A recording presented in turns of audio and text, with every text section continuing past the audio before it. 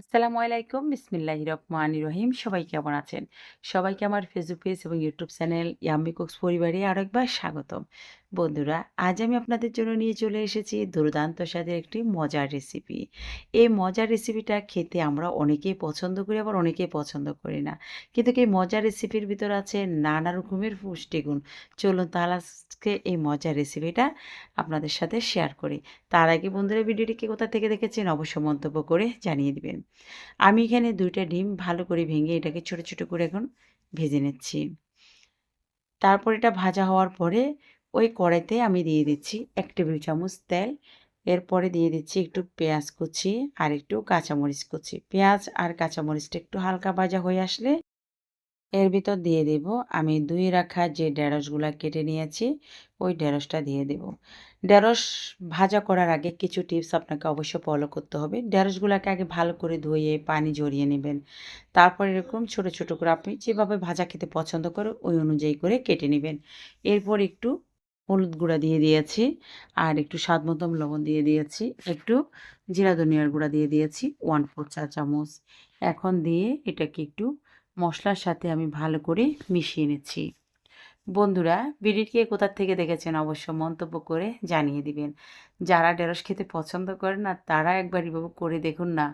সবসময় আপনার খেতে ইচ্ছে করবে। বাবাকে বা স্বামীকে আপনার বাজারে গেলে বলবেন যে, "বাবা আমার জন্য ঢেঁড়স নিয়ে আসো। আমার কাছে ঢেঁড়স খেতে বেশ ভালো লাগে।" সত্যি আমি যেটা ফিল করি, আমি একটা সময় কিন্তু ঢেঁড়স খেতে পছন্দ করতাম না। আমার আম্মা এই ঢেঁড়স খাওয়ানোর জন্য অনেকভাবে কিন্তু আমাদেরকে চেষ্টা করছে। লাস্ট পর্যন্ত কিন্তু আম্মা সফল হয়েছে। সেইম আমি আমার বাচ্চাদেরকেও খুব পছন্দ করি। কিন্তু আমার ছেলে খুব পছন্দ করে। মেয়ে একটু করতো না। এখন মেয়েও কিন্তু বড় ফ্যান হয়ে গেছে এই ঢেঁড়সের। ঢেঁড়স যত ঘাটাঘাটি করবেন মানে যে খুন্তি দিয়ে লাড়াচাড়া করবেন ততই কিন্তু ভালো। ঢেঁড়সটা ভাঙবে না আর ঢেঁড়সটা লোট হবে না।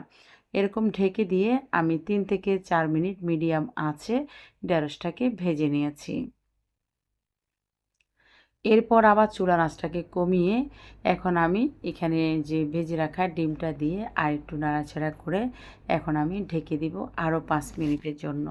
ঢেকে দিয়ে বাস একদম আস্তে আস্তে থাকবে, একটা ঢেঁড়স ভাঙবে না, কিন্তু ঢেঁড়সটা একদম পুরোপুরি আস্তে থাকবে। আর এরকম গরম গরম ঢেঁড়স বাঁধা দিয়ে ১ থালা না ২ থালা ভাত খেতে পারবেন। আর যারা রুটি খেতে পছন্দ করেন তারা তো এটা দিয়ে একদম জমিয়ে খেতে পারবেন রুটি পরোটা।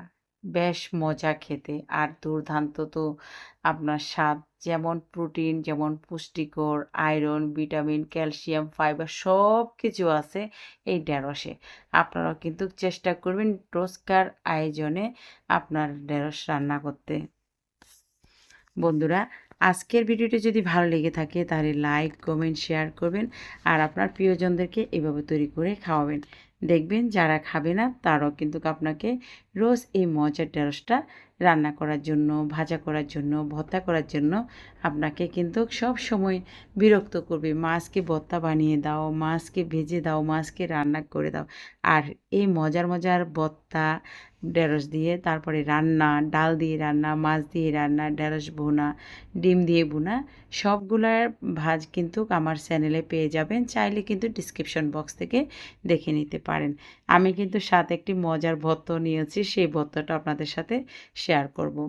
তাই আজকে এ পর্যন্ত। পরবর্তী রেসিপির জন্য আমার চ্যানেলটিকে সাবস্ক্রাইব করবেন এবং আমার ফেসবুক পেজটিকে ফলো দিয়ে সাথে থাকবেন, যাতে পরবর্তী যে কোনো নতুন রেসিপি আমি আপলোড করার সাথে সাথে যেন আপনাদের নোটিফিকেশানে পৌঁছে যায়। ধন্যবাদ সবাইকে। আসসালামু আলাইকুম।